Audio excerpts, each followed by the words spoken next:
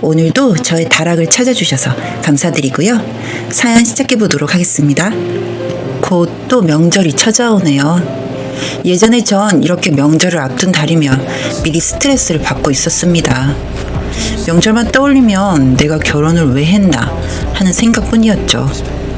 왜냐고요? 우리 시어머니 때문입니다. 시어머니는 이상하게도 명절만 되면 아프시거든요. 처음엔 이렇게 생각했어요. 시어머니도 누군가의 며느리였을 테고 명절 증후군이 없을 수 없잖아요. 그래서 그런가 보다 했습니다. 올해가 제가 3년째 맞는 명절들이었거든요. 이제까지 한 번도 친정에 제때 가보지를 못했어요. 시어머니가 그때마다 아프셔서요. 그런데 속상하고 조금 짜증이 나긴 했지만 사람이 아프다는데 더 나쁜 생각하기는 힘들었습니다. 여튼 그렇게 결혼하고 처음 맞는 명절은 남편도 미안해하면서 어쩌겠냐고 엄마가 아프셔서 못 가니까 다음 명절에는 꼭 저희 친정부터 가자고 하더라고요. 그래서 알겠다고 했습니다. 번갈아 가면서 명절에 시댁 먼저, 친정 먼저 이렇게 다니는 것도 나쁘지 않다고 생각했거든요. 시어머니는 전에 대상포진을 좀 심하게 앓으셨다고 들었고 그 이후로 조금 무리하거나 신경을 쓰면 그 자리가 신경통처럼 아파서 아예 눕는다고 하셨어요. 그리고 이석증도 있으신데 그게 1년에 한두 번씩은 꼭 말썽을 일으킨다고 했고요.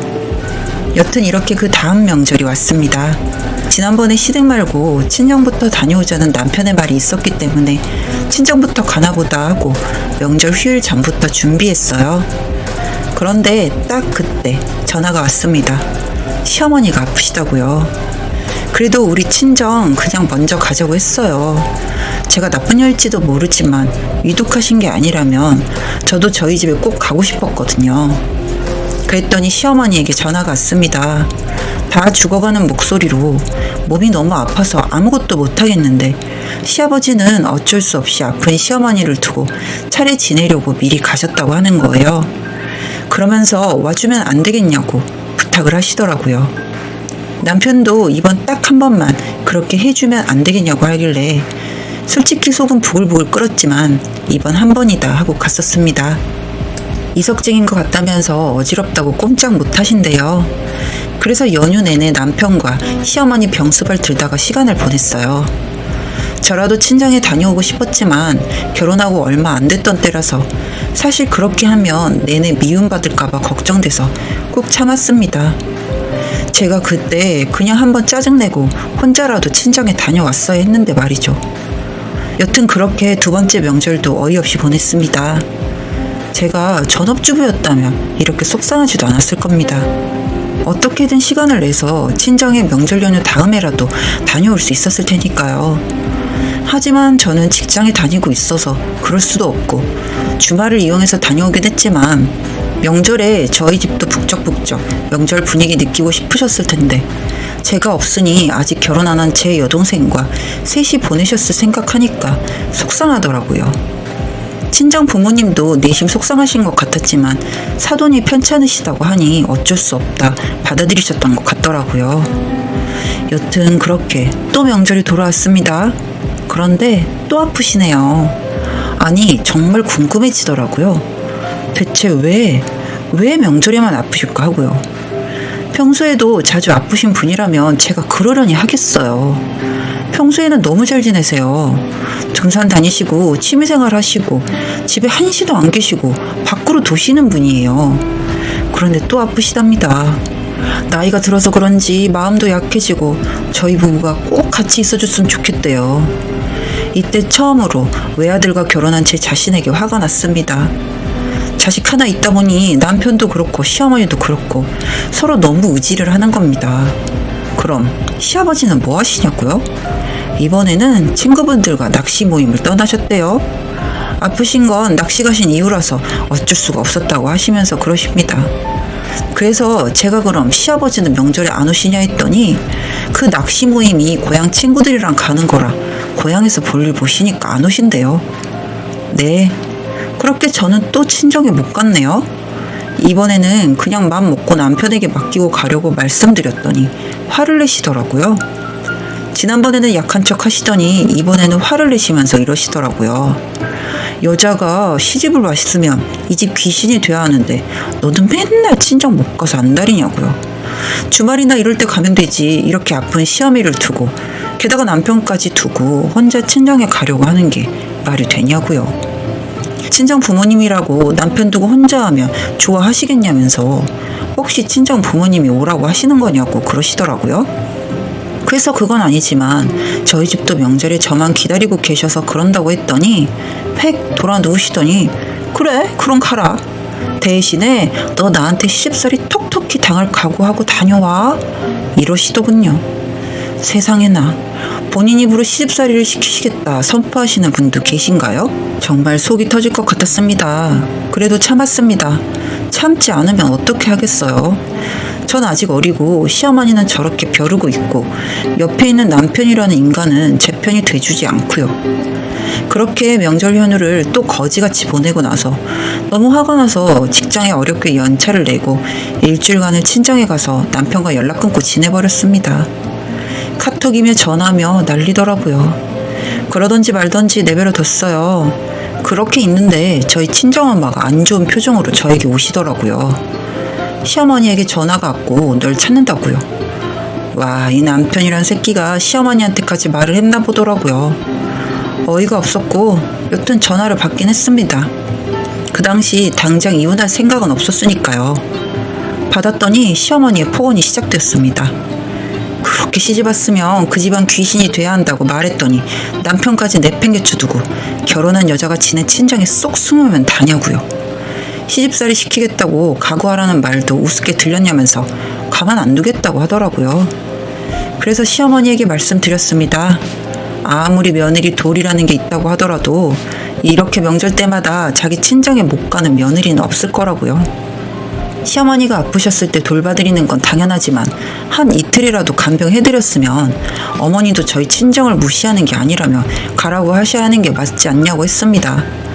그랬더니 어린 년이 아주 맹랑하게 말대꾸한다고 하시더라고요. 저 살면서 2년 전은 소리 못 들어보고 컸습니다. 저희 집 딸 둘 키우시면서 저희 아빠도 항상 좋은 말씀만 하셨어요. 그런데 제가 뭘 어쨌다고 저러시는 건지 너무 화가 났습니다.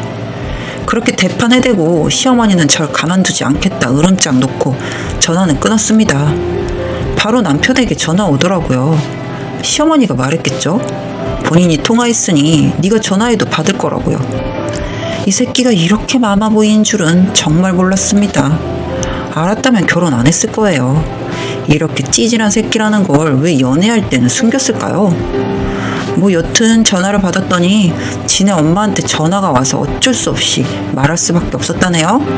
그러면서 저보고 좀 너무하다고 하더라고요. 자기 엄마가 일부러 그런 것도 아니고 아파서 그런 건데 어떻게 그럴 수가 있냐고요. 그래도 자기 엄마가 제가 돌아와서 빌면 용서해 준다고 했다면서 오라고 하더군요. 코웃음이 나왔습니다.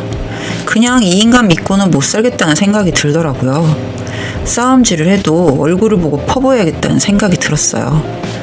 친정 부모님도 자고 내일 가라고 하시는데 도저히 잠도 안 올 것 같아서 그냥 집을 나섰습니다. 제가 너무 흥분을 하고 화가 났었나 봐요. 가는 길에 앞차가 사고가 나버렸어요. 앞차가 정지해 있는 걸 못 보고 받았는데 속도는 이미 줄인 터라 큰 문제는 없었지만 보험회사 부르고 또 난리가 났죠. 그렇게 사고 처리를 하던 중 블랙박스를 보게 되었습니다. 그러다가 정말 흥미로운 소리를 듣게 됐네요. 명절 이틀 전쯤이었던 것 같아요. 차 안에서 낯익은 목소리가 들리는 겁니다. 시어머니와 남편의 대화였어요. 생각해보니 이날 시댁에 들러 뭔가를 가지고 온다고 했던 날이었던 것 같습니다. 그런데 그 대화 내용을 듣고 저는 소름이 돋았습니다. 아들, 이번 명절은 어떻게 할 거야? 엄마가 또 아프다고 하면 될까? 그 방법밖에 없지 않을까? 그런데 또 통할지 모르겠어. 매번 다음번엔 장인어른 댁에 먼저 가자고 해놨는데. 아유, 그래도 시엄마가 아프다는데 지가 뭘 어쩌겠니? 안 오고 배기겠어? 모르겠어. 여튼 엄마가 잘해봐. 명절에 나도 쉬고 싶은데 운전 몇 시간 해서 장인어른 댁 가는 거 힘들고. 몰라. 여튼 불편해. 알았어. 엄마만 믿어. 너희 아빠한테도 말하면 안 된다. 알겠지? 여튼 반찬 잘 챙겨가고 내일쯤이나 전화할게. 알았어, 엄마. 참 듣고 있는데 기가 차더군요. 이 미친 인간이 일부러 계획을 한 거였더라고요. 하하, 쓰면서도 웃음이 나네요. 그러니까 저희 집에 가는 거 운전도 싫고 불편해서 지가 술을 쓴 거였어요. 거기에 시어머니는 좋다고 응한 거고요. 두 모자가 똑같으니 그랬겠지만 이젠 시어머니보다 남편이란 새끼를 용서할 수 없겠더라고요. 아주 잘 됐다 싶었습니다. 그 길로 바로 시댁으로 갔어요. 남편에게는 전화해서 시댁으로 오라고 했습니다. 남편은 엄마한테 사과하러 가는 거야? 그래. 그래야 편하게 살지. 우리 엄마 하나면 뒤끝 길어서 자기만 힘들어. 빨리 갈게. 요지랄 떨더군요. 시댁으로 갔습니다. 시부모님이 주무시려다가 초인종 누르는 게 저인 걸 보고 놀라신 눈치더라고요. 시어머니는 제가 사과하러 온 줄 알았는지 뿌듯한 표정이었고요. 인사드리고 남편 도착하면 말씀드리겠다고 하고 거실에 앉았습니다. 잠시 후 남편이 들어오더라고요. 그러면서 시어머니에게 엄마 땡땡이 너무 뭐라고 하지마. 이지랄. 속으로 어이가 없었지만 참고 이야기를 시작했습니다. 어머니 평소에는 정말 쌩쌩하시다가 꼭 명절 때만 아프신 이유가 있을까요? 바로 짚고 날렸네요. 시간 끌 필요 없을 것 같아서요. 그랬더니 팔딱 뛰시네요. 사과하러 온 줄 알았더니 지금 취조하러 왔냐면서 그러려고 이 시간에 이렇게 왔냐고 하시더군요. 옆에서 시아버지도 아가, 아무리 요즘 젊은 며느리들이 자기 할 말 다 하고 산다고 하지만 이건 너무 경우가 없는 게 아니냐? 라고 하시더군요. 그래서 웃으면서 말씀드렸습니다. 아니 아버님은 그런 의문 안 들으셨어요? 왜 내 와이프는 명절 때만 되면 아플까? 왜 그때만 아파서 며느리는 친정에 못 갈까? 이런 생각이요. 그랬더니 명절 다가오니 스트레스 받아서 그런 거 아니겠냐며 호통치시더라고요. 네, 아버님. 저 역시 그런 줄 알고 있었어요. 그런데 그게 아니었더라고요. 하면서 가방 속에서 차 안에서 떼온 블랙박스 영상을 보여드렸습니다. 두 모자의 대화를 말이죠. 시아버지는 다 보고 나시더니 지금 둘이서 뭐하는 짓거리냐고 화를 내시더라고요. 화낼 사람은 전데 시아버지가 하도 난리셔서 좀 진정하시라고 했습니다. 아무리 아들을 사랑하셔도 그렇지 아들이 이렇게 못나고 사람 아닌 짓을 하면 어머니란 사람이 그걸 바로 잡아주셔야 하는 거 아닌가요? 어떻게 같이 동조를 해서 이렇게 사람을 속이세요? 저희 친정이 그리고 제가 우스워 보이세요? 이렇게 싸고 도니까 이 정신머리 없는 인간이 영영 구지할 길이 없는 거 아니겠어요? 했더니 말이 너무 심하다고 하시더라고요. 말이 뭐가 심해요, 어머니? 아니죠. 이제 저에게 어머니 아니시니까 아주머니. 경우 없이 자란 인간 사람 못 만들어서 장가 보냈으면 독립해서 잘 살게라도 해주실 것이지. 그렇게 아깝고 보기 애처로우면 그냥 끼고 사세요. 나이 그만큼 드셔서 추잡스러운 짓 하지 마시고요. 했더니 인연이 아주 미쳤냐면서 저에게 삿대질을 하시면서 난리시더라고요. 그래서 말씀드렸습니다. 그렇게 사랑하는 아들 곧 다시 보내드릴 테니 평생 그렇게 아들 뒤나 닦아주면서 사세요. 제가 빠져드릴게요. 그리고 너 이 새끼야. 우리 부모님이 널 뭘 불편하게 했냐? 그냥 어른이면 불편하지? 나도 마찬가지야. 나라고 너네 집이 편해서 다닌 줄 아니? 너네 부모님이 너무 좋아서 다닌 줄 알았냐? 이렇게 엄마 치마폭에 쌓여서 살 거면 그냥 살지 왜 나랑 결혼을 해서 이 지랄이야. 앞으로 너 니네 엄마랑 살아. 알았지? 앞으로가 아니네. 그냥 너 오늘부터 여기서 지내면 되겠다. 그치? 네, 그렇게 퍼붓고 저는 지금 이혼 준비 중입니다.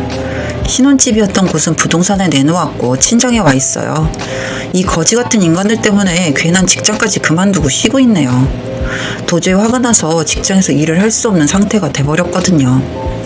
몇 년간 그 두 모자의 깜찍한 연기에 속아 넘어간 제가 가장 멍청한 년이죠. 그날 사고가 안 났다면 저는 지금도 친정에 한번 못 가는 그런 멍청이로 살고 있었겠죠. 그 뒤에 질척질척하고 더럽고 치사한 이야기는 적고 싶지도 않네요. 빨리 이혼해버리고 정말 다 털어버리고 살고 싶습니다. 이렇게라도 털어낼 수 있어서 다행.